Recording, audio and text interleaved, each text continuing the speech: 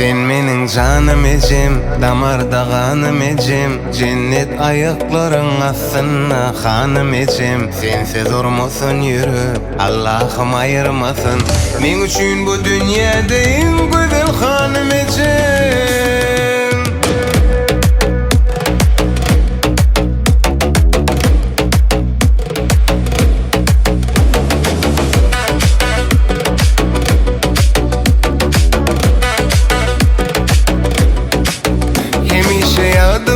Aydan hudulun bağlam deyip edin dilin doğalın.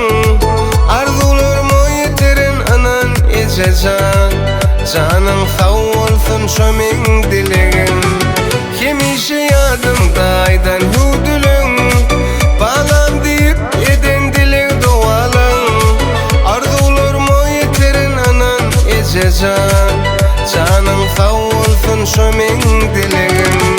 Sen menin canım ecim, damarda kanım ecim. Cennet ayakların aslında hanım ecim. Sensiz durmasın yürü, Allah'ım ayırmasın. Men üçün bu dünyada en güzel hanım ecim. Sen canım ecim, damarda kanım ecim. Cennet ayakların aslında hanım ecim. Sensiz durmasın yürü, Allah'ım ayırmasın. Men üçün bu dünyada en güzel hanım ecim.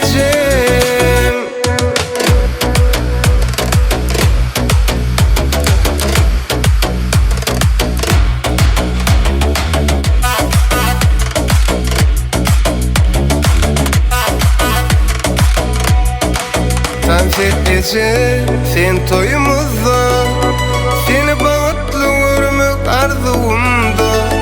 Elimde güllerim sen üçün ece, yanımızda bol sen karama. Konfet ece sen toyumuzda, seni bağıtlı görmek arzumda.